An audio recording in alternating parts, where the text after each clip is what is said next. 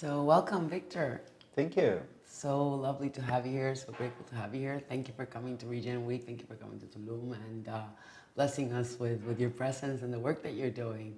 So we're here and we have a beautiful audience watching us and learning more about regeneration and your true inspiration in the field. Can you tell a little bit to the audience what is, just a little bit more about yourself, Victor Vorski, and just maybe what you share a little bit about your organization, what you're doing, just to introduce, and then we'll go deep into regeneration now, just finding out a little bit more about what regeneration is for you, but after the introduction. Thank you. Thank you.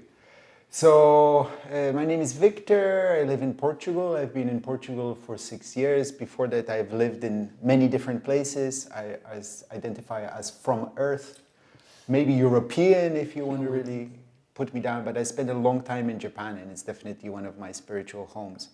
So in the regenerative space, I'm working on two key things now. One is building a village in Portugal, Ericeira, 45 minutes north of Lisbon, beautiful location. Going on that whole real estate community and that wild journey which so many people here are on, a lot of learning. And I'm organizing a festival, conference, gathering, a new form of coming together for the regenerative ecosystem. As the ecosystem, regeneration is about reinventing and rethinking many things. I think rethinking how we gather and how we come together is a key part of that. And I can talk more about it, but it's a festival, conference, trade show, gathering, all of those things in one.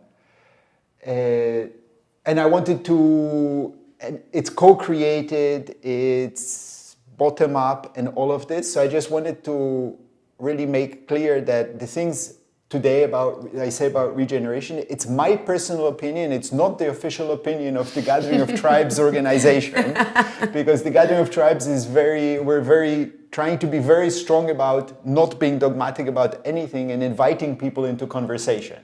Beautiful. So it's my personal opinions. Beautiful, which is an essential part of regeneration, and I believe that we all need to look into.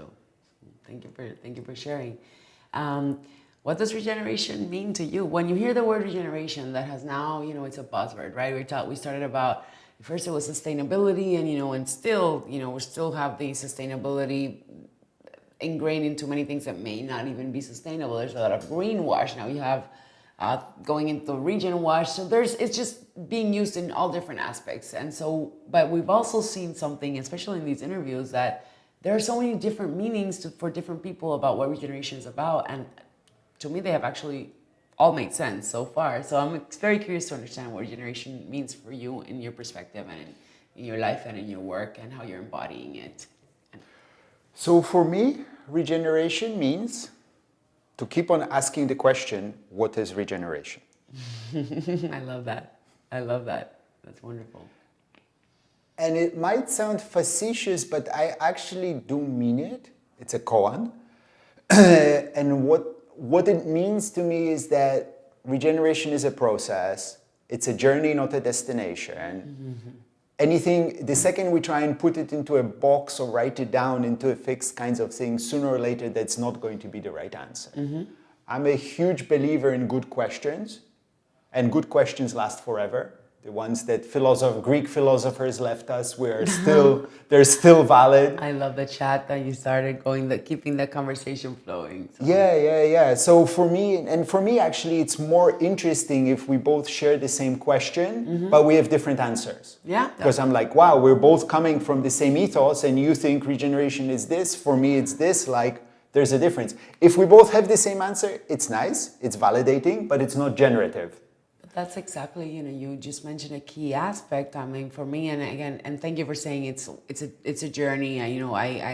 For me, I have been like, this is regeneration and very kind of straight and like what I thought it was. And then I have learned so much in this journey that I'm, expanding my views. And I'm like, no, this is, there's so many different aspects to us. But you just mentioned something that is key, at least in, for example, land-based projects and the work and the community that you're working on is being able to look at those different perspectives that everybody has as to it relates to a project. So you cannot expand the potential with also regeneration is expanding the potential of a project and expanding the potential of whatever you're working on. And bringing those different questions together from different people, from different perspectives, from different stakeholders. So that's a key aspect of regeneration right there that you just mentioned, is keep asking the questions. And so thank you for bringing that up. I think it's completely aligned.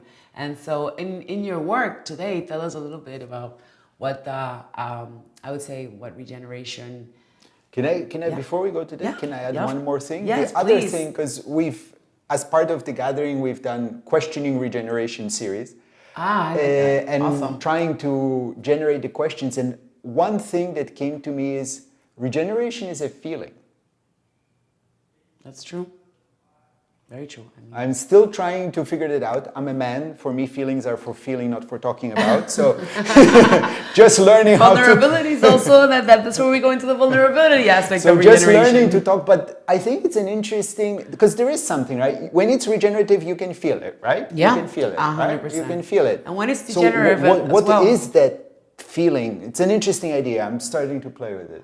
And I think it's also about, you can also feel when it's degenerative. So when it's regenerative, I mean, it's the emotions. I mean, it feels good. It feels life affirming.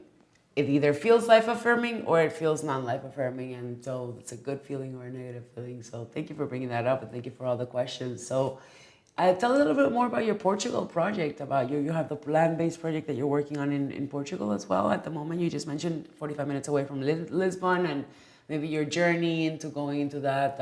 We can share with the audience here. Yeah, so we're working, it's 38 hectares of land, we're 4,000 square meters buildability, we're going through the planning process because it's going to be a fairly big project. It needs the investment, which means it needs to be all legal, also in Europe, and especially as a foreigner in another country, legal is the only way of doing it, so we're going through that process. I think an interesting thing that we've arrived at, what I think is definitely worth sharing, is need to really think carefully of, for a land-based project, how you organize and design the design team. I think of it as design, build, nurture, right? Because there's all of the Design, steps, build, right? and nurture. What is the regenerative team? The standard way to build a real estate project is an architect comes in, they make a design, then they hire some people, and then, a few years later, the landscape designer comes, and a few years after that, the gardener comes with the plants, and they're like, the budget is all going, and they're like, okay, whatever, we'll put a lawn here and 2 palm trees, we're done. But that's clearly not regenerative. There's also the whole idea of metrics, right? I think it's really important. We can talk about regeneration, it's all really nice and happy, but investors and the world at large is like, metrics. okay, show us some numbers. Yes, thank you. It's hard, but I think we have to engage with this, so we do come up with some metrics. So I found some amazing metrics people, but they need to be there from the start of the process. Biophilic design, landscape, how you work with this. So I think you need to really think through carefully how you put together the team, who's at the table of the start, what are their roles, right? I think it needs to be a circle, not the usual pyramid with an architect at the top. 100%. Which is very challenging, of course, for architects that are used to be sitting at the top of a pyramid. Very much so. But I think that's a key learning we've come to. Yeah. And then the other key learning is, like it or not, real estate means money. So need to have the, it needs to make sense, the it needs ROI to terms for sense financially, and I'm sorry, but if you're coming to a real estate project with a negative attitude towards money, you're either A, not going to succeed, or B, you're going to be miserable, most likely both. Beautiful. So just accept it and either find the right people who can make the abundance flow for your project, or just accept it and do it yourself. That's major key points there that you mentioned. I love all of them, and I coming from a background of real estate from 20 years of my life. I've been working in the real estate environment for 20 years of my life, and then started in regenerative development projects, or regeneration, if you will, 3 years ago. Everything is so much in alignment. You mentioned something about the design, build, nurture. And I'm in my own journey of regenerative development projects. I've been learning the integrative design process as a part of what I'm weaving into my projects and how we work at Smart Green Group. And so can you share a little bit more about what your process is and when you are engaging with, you know, that design team, the community for a land-based project, and how, you know, what that design, build, nurture project is, and choosing the people, choosing the actor. That's so important. I think in the way our approach, and I like to say our approach because I'm learning so much about all the different approaches, and I'm really, really enjoying, you know, seeing where there's things that are overlapping and things that are just different and that I can learn from. I think that's also a part that's regenerating me. But yeah, how are you going about that? The integrative design process, you choose kind of everybody, all of the stakeholders, all of the actors in the projects are there up front.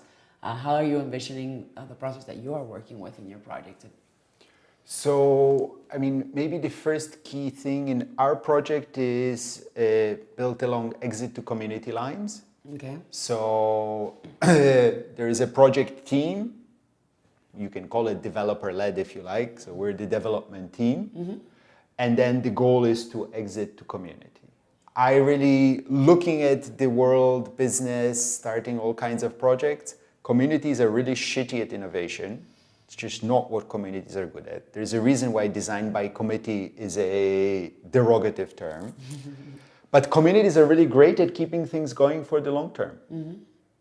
So whilst small groups of tight project teams, visionary leader or a highly aligned team are really good at innovation, but are not good at keeping things for the long term. And by long term, I mean hundreds of years. So how can we combine both models? And that's where I think exit to community is a good combination. You get this high concentrated focused team, which gets rewarded for their work at the start.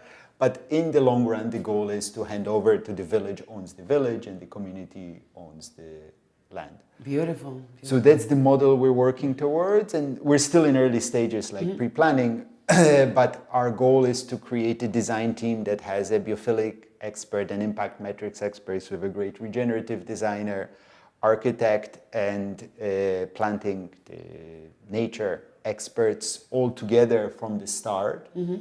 Right now, effectively, all work is remote one way or another. Yes. So we want to start with a retreat, like a 3-4 day retreat, to bring the team together. Feel the land. Yeah, feel the land. Beautiful. And I think this is a key thing with regeneration, and also in many ways with the new technologies that allows us to work much more human way.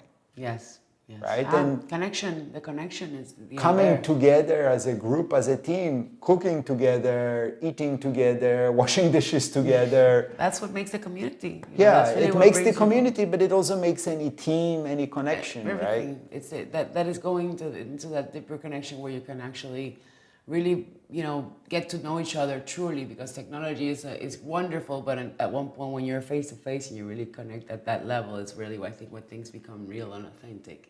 So thank you for that, and I'm excited to continue to follow your work and learn more about your projects. Thank you. Just want to ask you, like, how do you, and with your life and your day-to-day basis, if you will, and outside of the work, like, just to close out a little bit, how are you embodying regeneration in your life? And I mean, like, maybe when the word came into your life, the word regeneration, and how that affected, and you're embodying it into your life. So for me, regeneration was like this final, like an aha moment of finally I found my tribe. Because I've been, along my journey, I spent time investing money in new economic systems, learning about new learning systems, new ways of building organizations, connection to nature. And it all kind of always felt like I was either schizophrenic or unfocused, until suddenly regeneration came and I have an umbrella under which all of my interests fit. So I was like, Beautiful. Yes, I have found it. Awesome. And I really love this combination of the energy that, at least for me, regeneration is. If you want to talk about spiral dynamics, whatever, it's teal. It's like, we're visionary, we believe in a better future, but we're also here to get shit done here and now. Yes. Yes. So that balance of, yes, more beautiful future, we build utopia for all, but like in the next 2 days, what are we going to do? Yeah, exactly. Make it tangible. You know, it cannot remain aspirational. We have to get to the work and get it going and make it real, manifest it. Thank you so much for bringing that up. That's so important because a lot of these projects tend to stay in an aspirational stage, and that's not what we're looking for here. And in my life, I mean, I think I'm at very early stages, so I have no idea what regeneration is. I hope to continue asking the question. We're all learning. But just even having that awareness, whether in a partnership or relationship or work, of like, that's not regenerative. Mm-hmm. Yep. You know, it's Yes, the same so thing as important. with, for example, nonviolent communication, which I studied. I'm crap at it, but just the awareness that communication can be violent, and having this in as the vocabulary between me and my wife, and being able to say like, no, wait, that was violent. Yeah, yeah, and it starts there. I mean, I can go down the loophole of how I got in a Regenesis course that I thought was technical, and all of a sudden I'm going and transforming myself first. So I don't want to go into that loophole maybe at another moment, but do you have any last minute thoughts that you'd like to share with the audience here for Regen Week, and last things before we close out the interview? Let's reinvent, and as part of that, let's reinvent and rethink how we gather. Because the festivals and our gatherings are a very important place to prototype the society that we want to create. Whether you come together for a few hours or a few days, you have the opportunity for that time to live this idealized society. It will not come globally during our lifetimes, likely. But that time that we gather, we have the opportunity to practice it. So let's be conscious of that and use it with intentionality. Beautiful, beautiful. Well, thank you so much for being here. So lovely to meet you, and I look forward to continuing the conversations. Thank you to the audience, and Victor, talk to you soon. Hopefully see you in September in Portugal. I would love to. I was in Lisbon and I fell in love with it, so I will be happily go back to Portugal anytime. Wonderful. So thank you for the invitation. Thank you. Wonderful.